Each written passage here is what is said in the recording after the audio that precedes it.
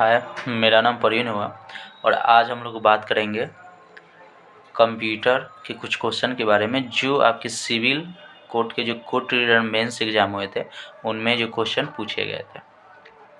देखिए, हम लोग जो भी क्वेश्चन यहाँ पे बात करेंगे वो बस बहुत लिमिटेड क्वेश्चन की बात करेंगे, बहुत छोटा वाला वीडियो ही होगा, लेकिन जितने भी क्वेश्चन की बात होगा बहुत ज़्यादा एक्सप्लेनेशन के साथ होगा, जिससे उससे रिलेटेड अगर कोई भी क्वेश्चन आता है तो आपका वो क्वेश्चन नहीं छूटेगा।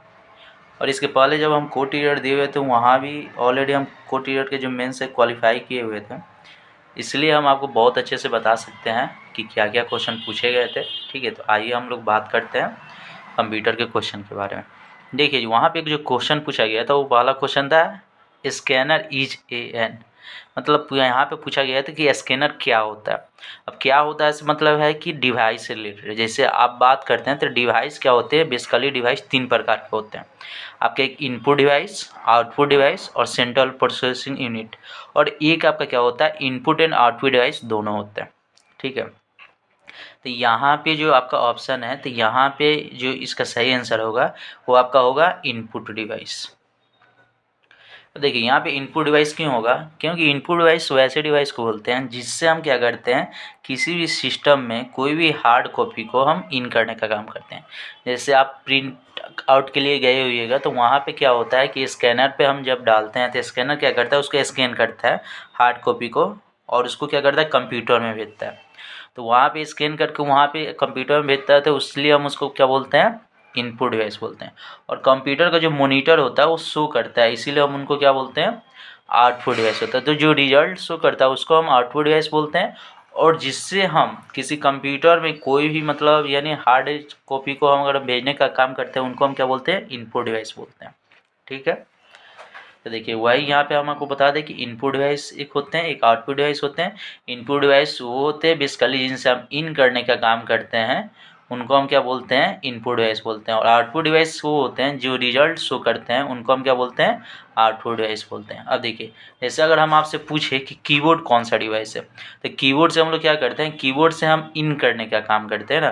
कीबोर्ड में कुछ शो नहीं करता है, कीबोर्ड में जब हम लोग टाइप करते हैं तो वो आपका क्या करता है, मॉनिटर पे शो करता है। तो कीबोर्ड आपका क्या हो गया, इनपुट डिवाइस हो गया।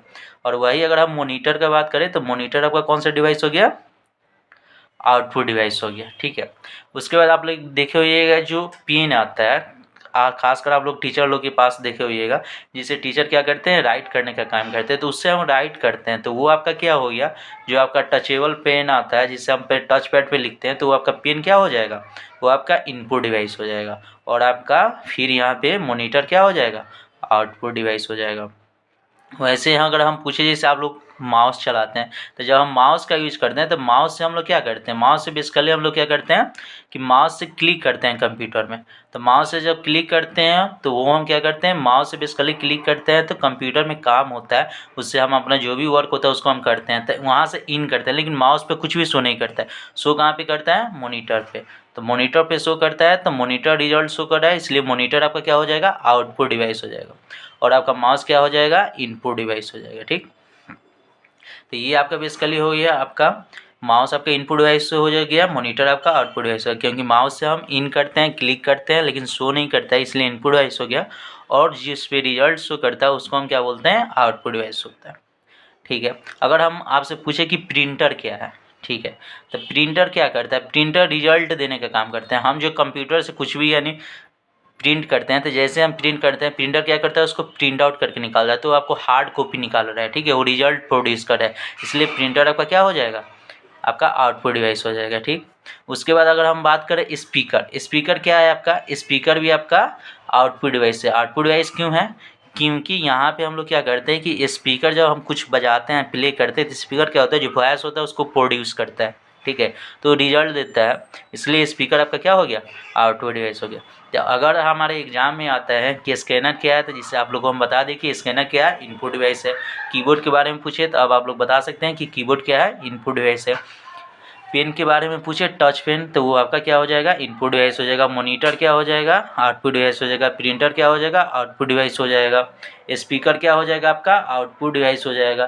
तो वो ऐसा जो भी चीज़ जिससे रिजल्ट प्रोड्यूस होता है वो आपका आउटपुट डिवाइस हो गया, जिससे हम कंप्यूटर में इन करने का काम करते हैं, उनको हम क्या बोलते हैं, इनपुट डिवाइस होता है। तो यहाँ पे हम लोग एक क्वेश्चन पढ़े लो, ठीक है, और इससे रिलेटेड जो भी टॉपिक था, जो भी इससे रिलेटेड बात था, वो हम लोग यहाँ पे पढ़े। तो हमको नहीं लगता है कि अब आप लोगों को कोई भी दिक्कत हो सकता है कि इनपुट डिवाइस और आउटपुट डिवाइस में कोई दिक्कत हो सकता है। सीधा आपके दिमाग में क्लियर होना चाहिए, जिससे हम इन करते हैं कंप्यूटर में, जो रिजल्ट शो नहीं करता है वो आपका इनपुट डिवाइस हो गया, और जहाँ पे हमको रिजल्ट शो करता है वो आपका आउटपुट डिवाइस हो गया, ठीक है। अब इसके बाद हम लोग बात करेंगे यहाँ पे कि एक क्वेश्चन ये हो गया। दूसरा क्वेश्चन पूछा गया था 1 मेगाबाइट हैश, मतलब यहाँ पे आपसे पूछा गया था कि 1 मेगाबाइट किसके बराबर होता है। देखिए मेगाबाइट क्या होता है, जिसको आप लोग बोलते हैं MB बोलते हैं, ठीक है। मेगाबाइट क्या होता है कि बेसिकली हम लोग क्या करते हैं कि मेजर करने का काम करते हैं डाटा को, ठीक है।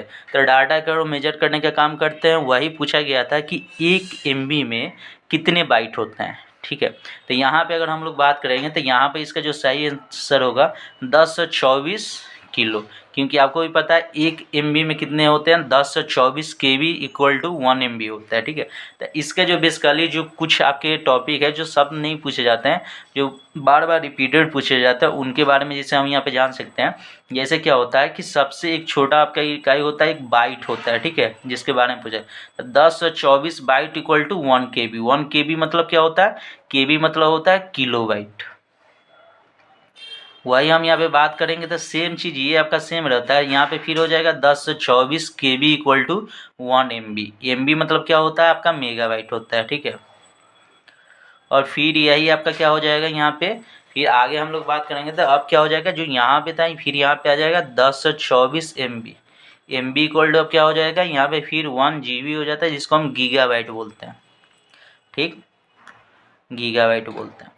और फिर जब 1024 गीगाबाइट के बारे में अगर हम बात करेंगे तो ये आपका क्या होता है 1 TB के बराबर होता है, जिसको हम क्या बोलते हैं, टेराबाइट बोलते हैं, ठीक है।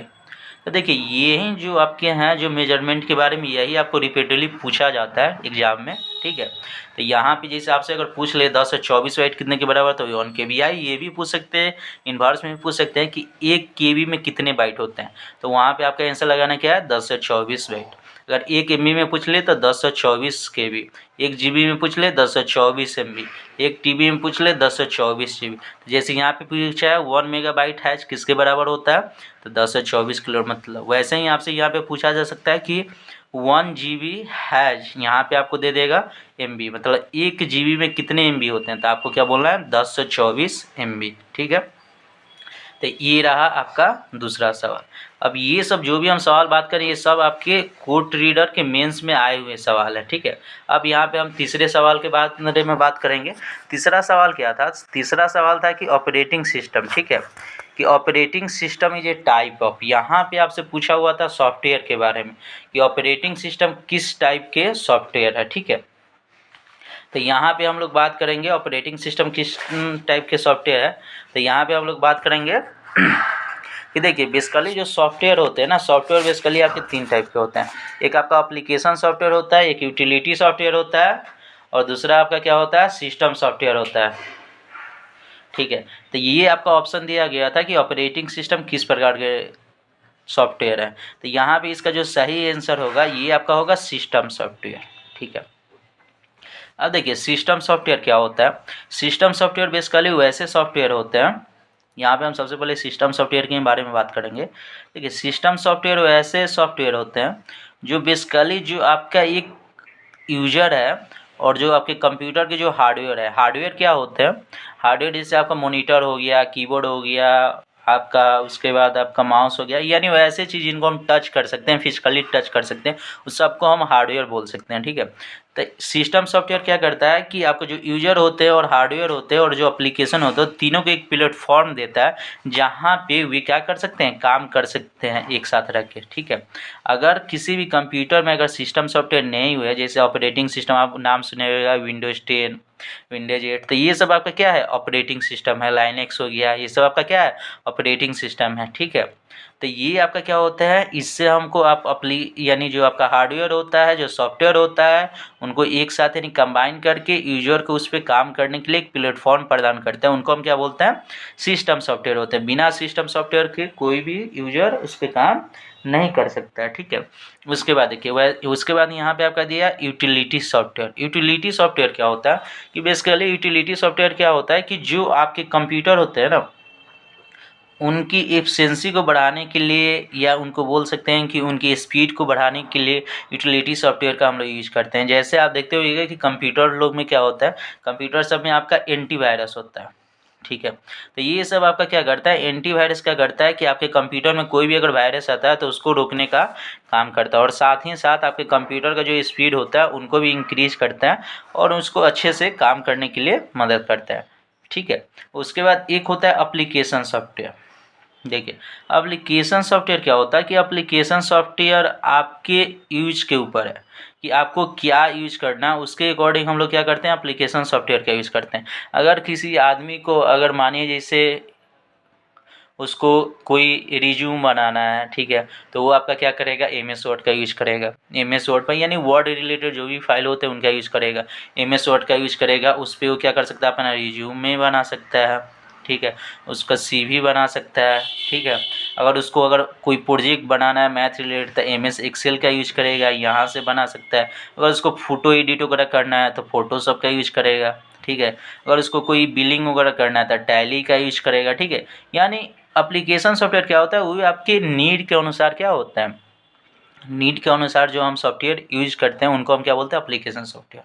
जैसे अगर आपसे पूछ लिया जाए कि MS ऑफिस कैसा सॉफ्टवेयर है, तो MS ऑफिस आपका क्या हो जाएगा, ये आपका एप्लीकेशन सॉफ्टवेयर में आ जाएगा। टैली कैसा सॉफ्टवेयर है, तो एप्लीकेशन सॉफ्टवेयर।